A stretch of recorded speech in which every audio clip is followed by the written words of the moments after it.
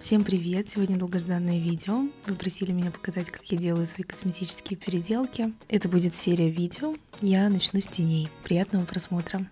Итак, что мне потребуется? На рабочую поверхность я стелю бумажку.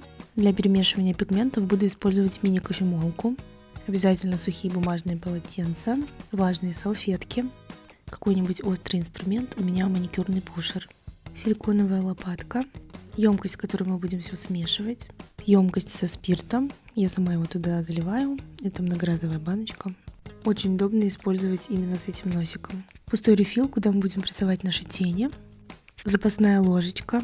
У меня на лопатке силиконовой уже есть ложка, но я возьму дополнительную. В одном из прошлых видео мы экспериментировали над бронзером Catrice, и его я возьму за основу. В таком виде он у меня хранится в баночке. Смешать его я хочу с палеткой от Influence. Я решила сделать продукт 2 в одном. Это нюдовые сияющие тени, ну или сияющий бронзер, который подходит мне по оттенку. Вот так на моей руке выглядит бронзер Catrice. Из палетки я возьму 3 нюдовых оттенка для начала, а дальше уже посмотрим по замесу, по ощущениям. Все делается здесь на глаз, нет никаких точных пропорций. Здесь больше про творчество. Тенями я особо не пользуюсь, и эта палетка лежала у меня как раз для таких случаев, именно для экспериментов.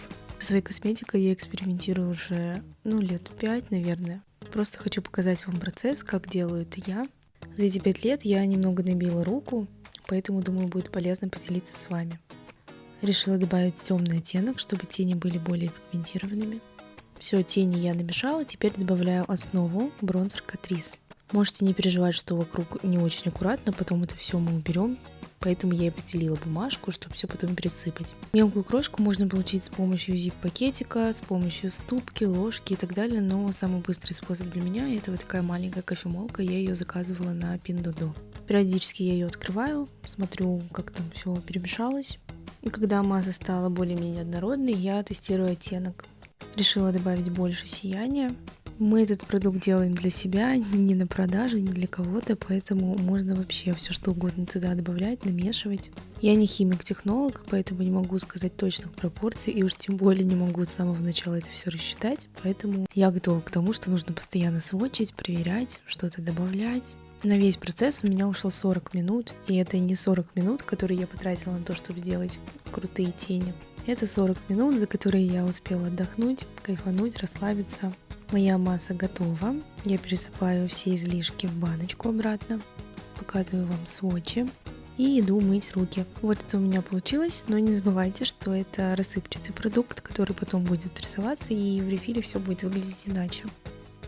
Беру подготовленный рефил, я его сбрызнула спиртом. Здесь у меня 2 грамма. В отдельной чашечке я смешиваю примерное количество пудры, которое мне нужно для этого рефила, и спирт. Мне удобно перемешивать эту массу именно силиконовой лопаткой. Я пробовала всем что угодно, но вот силиконовая лопатка подходит для этого лучше всего. Когда я понимаю, что масса слишком жидкая, я добавляю еще сухого продукта. Добавляю в рефил, и смотрите, на стенках вообще ничего не остается, потому что аппликатор у меня силиконовый. Эту массу совсем не обязательно распределять слишком ровно, потому что это все будет прессоваться салфеткой. Прессую салфеткой, у меня остается вот такой узор. Можно оставить так, но я себя знаю, я не буду им пользоваться в таком виде. Поэтому делаем следующее. На эту не застывшую массу прям сверху я выкладываю сухой продукт. Пока я занимаюсь выкладкой, он впитывает в себя жидкость. Выкладываю я много продукта, потому что в конце это будет сильно прессоваться. Все это я делаю для того, чтобы рефил выглядел ровным и не выглядел самодельным. Сверху я просто лью спирт и жду, когда он сам распределится, ничего трогать не надо. Аккуратненько прикладываю салфетку, никуда давить не нужно, иначе это все выдавится. И просто жду, когда салфетка впитает в себя излишки. И так делаю несколько раз, пока масса не станет немножко пластилиновой, чтобы можно было ее уже нормально прессовать. Пальцами и салфеткой прессуем рефил, а теперь самая интересная часть. Приготовьтесь.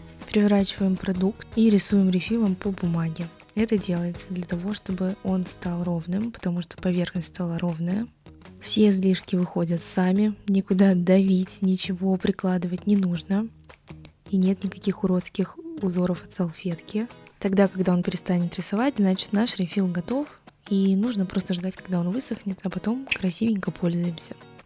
Тут главное убедиться, что вы положили достаточно продукта, чтобы поверхность была ровной. Я испробовала уже все способы, чтобы добиться такой идеальной поверхности, но их просто не существует. Я даже заказывала на Алике специальные формочки, но они никогда не подходят по размеру, потому что края все равно остаются неровными, и меня это раздражало. Поэтому я сама включила голову и придумала такой вот метод. В видео про Project Pen я показывала свой скульптор, которому уже год, и он спрессован именно таким способом. Он у меня неоднократно падал, летал со мной в разные страны, но все равно не разбивался, поэтому конструкция проверенная, железобетонная, пожалуйста, пользуйтесь. Пока все это сушится, я пересыпаю остатки в пакетик, потом когда-нибудь я использую это. Кофемолку эту мыть я не рекомендую, лучше протирать все влажными салфетками, потому что если туда попадет вода и она сломается, будете новую ждать еще месяц. Она, кстати, стоила около $2. И бронзер Catrice я высыпаю туда же. После полного высыхания тени становятся гораздо светлее, и на сводче они получились именно такими, какими я хотела их видеть. Должна предупредить, что рефил может немного замылиться от всех этих манипуляций, поэтому лучше дождаться полного высыхания после того, как вы спрессовали салфеткой, и только потом вытирать о бумагу. Просто я нетерпеливая, хотела все сразу вам показать. А если он все-таки замылился, то в конце просто вытираете о ровную поверхность, о бумагу или о салфетку, и все будет нормально. Видео подходит к концу, пишите, что думаете про этот способ, может быть, вы делаете так же. И в следующий раз я хочу поэкспериментировать с помадами и кремовыми румянами. Благодарю вас всех за ваши комментарии, спасибо, что досмотрели до конца. Пока!